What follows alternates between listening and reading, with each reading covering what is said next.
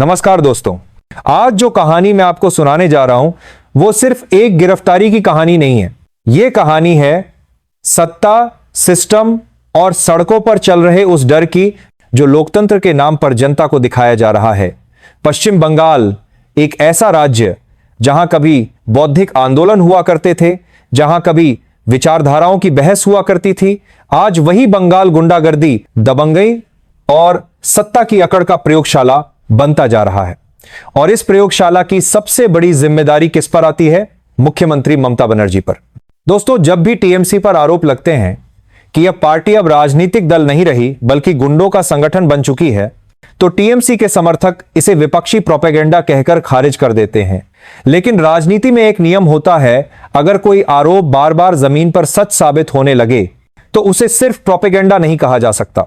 और आज बंगाल की राजनीति से जो तस्वीर निकलकर सामने आई है वो किसी विपक्षी नेता के बयान से नहीं बल्कि खुद सिस्टम के अंदर से निकली है। इस कहानी के केंद्र में एक नाम है हुमायूं कबीर। वही हुमायूं कबीर जो कभी तृणमूल कांग्रेस के ताकतवर विधायक माने जाते थे।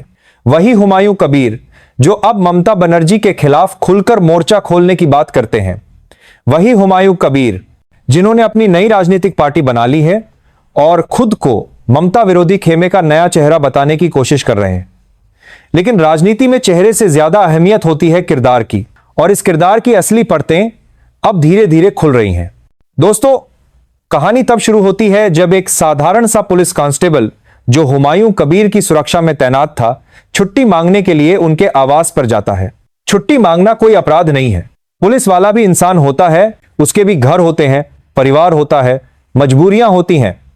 लेकिन बंगाल में अगर आप किसी ताकतवर नेता के दरवाजे पर खड़े हैं तो आपकी इंसानियत गौण हो जाती है, आपकी वर्दी भी गौण हो जाती है। बताया जाता है कि छुट्टी को लेकर कुछ कहासुनी होती है और यहीं से कहानी एक खतरनाक मोड़ लेती है।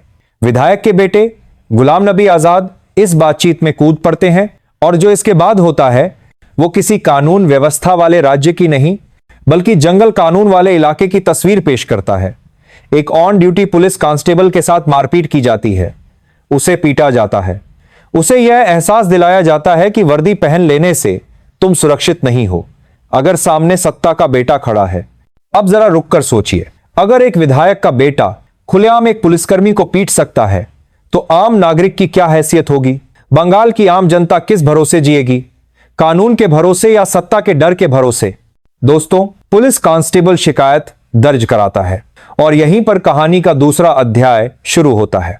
पुलिस, वही पुलिस जिसे अक्सर टीएमसी का गुलाम कहा जाता है, अचानक हरकत में आती है। विधायक के बंगले पर रेड होती है, विधायक का बेटा छिपा हुआ मिलता है और फिर उसे घसीटकर पुलिस स्टेशन ले जाया जाता है। तस्वीरें सामने आती हैं, वीडियो सामने आते हैं और पूरे बंगाल में एक सवाल गूंजता है, क्या वाकई कानून ने सत्ता के बेटे को छू लिया है? लेकिन कहानी यहां खत्म नहीं होती। असली ड्रामा तो इसके बाद शुरू होता है। हुमायूं कबीर बौखला जाते हैं, कैमरों के सामने आते हैं, पुलिस को धमकाते हैं, कहते हैं कि अगर उनके बेटे को छोड़ा नहीं गया तो पुलिस स्टेशन का घेराव होगा। सोचिए, एक विधायक खुलेआम पुलिस को धमकी दे रहा है। यह वही पुलिस है जिसे संविधान ने कानून लागू करने की जिम्मेदारी दी है और यहां एक नेता उसे सड़कों पर घसीटने की बात कर रहा है। यही वो पल है दोस्तों जहां जंगल राज और गुंडा राज का फर्क खत्म हो जाता है। जंगल में ताकतवर जानवर कमजोर को डराता है, गुंडा राज में ताकतवर नेता सिस्टम को डराता है। बंगाल में आज दोनों का मिश्रण दिख रहा है। अब हुमायूं कबीर अपने बचाव में एक नई कहानी गढ़ते हैं। वो कहते हैं कि पुलिस कांस्टेबल उन पर हमला करने वाला था, उनके बेटे ने उन्हें बचाया। सवाल उठता है, क्या कोई पुलिसकर्मी जो किसी विधायक की सुरक्षा में तैनात है अचानक अपने ही संरक्षित व्यक्ति पर हमला कर देगा? क्या यह तर्क समझ में आता है या फिर यह सिर्फ सत्ता के नशे में गढ़ी गई एक कहानी है जो जनता की समझ को हल्का आंकती है? सबसे दिलचस्प बात यह है कि हुमायूं कबीर अनजाने में एक बात स्वीकार कर लेते हैं। वो मान लेते हैं कि उनके बेटे ने पुलिसकर्मी के साथ हाथापाई की, यानी अपराध की स्वीकारोक्ति। ऑन ड्यूटी पुलिस अधिकारी पर हाथ उठाना कोई मामूली मामला नहीं है, ये सीधा सीधा कानून को चुनौती देना है। और ऐसे मामलों में अगर कानून अपना काम करे तो जेल की सलाखें लंबी हो सकती हैं।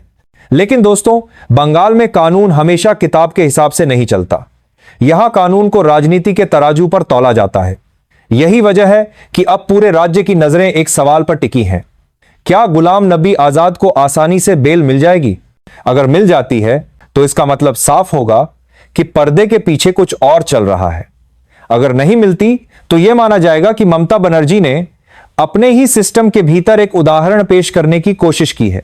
यहां पर एक और परत है जिसे समझना जरूरी है। हुमायूं कबीर अब खुद को ममता बनर्जी का विरोधी बताते हैं, नई पार्टी बना चुके हैं, बड़े बड़े बयान दे रहे हैं, लेकिन उनका बेटा अब भी टीएमसी में है। यानी बाप बाहर से विरोधी, बेटा अंदर से सत्ता का हिस्सा। इसे क्या कहेंगे? राजनीतिक दोहरा खेल। यही वो खेल है जो बंगाल की राजनीति को खोखला कर रहा है। और दोस्तों, इसी खेल के बीच बाबरी मस्जिद, मुस्लिम तुष्टीकरण और वोट बैंक की राजनीति का जिक्र आता है।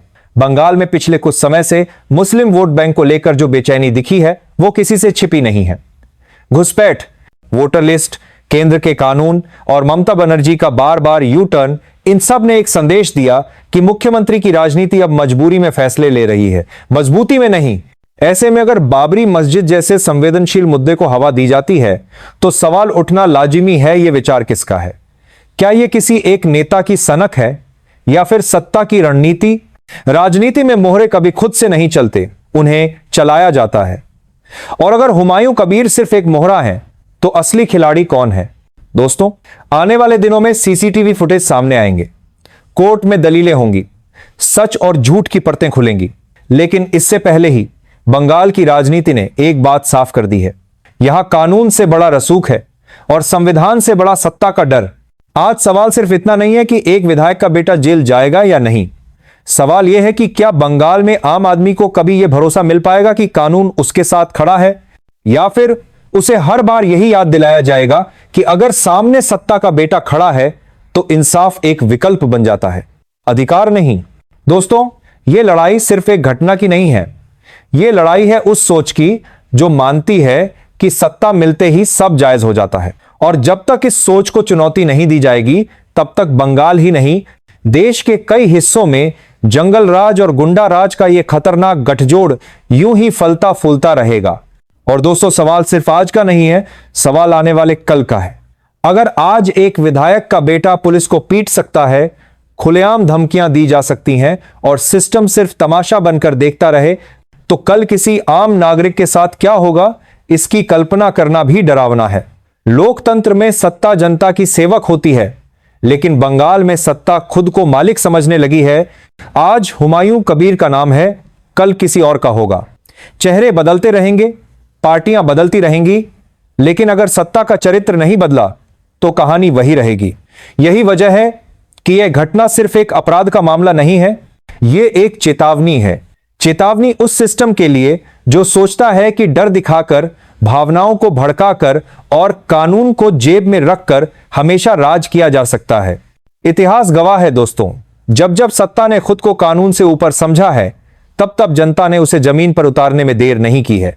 सवाल यह है कि क्या बंगाल की जनता उस मोड़ पर पहुंच चुकी है या अभी भी डर और तुष्टीकरण की राजनीति उसे बांधे हुए है? इसका जवाब आने वाला वक्त देगा। लेकिन इतना तय है कि इस घटना ने बंगाल की राजनीति की असल तस्वीर सबके सामने रख दी है, बिना मेकअप, बिना फिल्टर। आप क्या सोचते हैं? क्या यह सच में कानून की जीत है या फिर एक और राजनीतिक ड्रामा? अपनी राय जरूर लिखिए। मैं जल्द लौटूंगा एक बड़े और नए खुलासे के साथ। तब तक के लिए नमस्कार।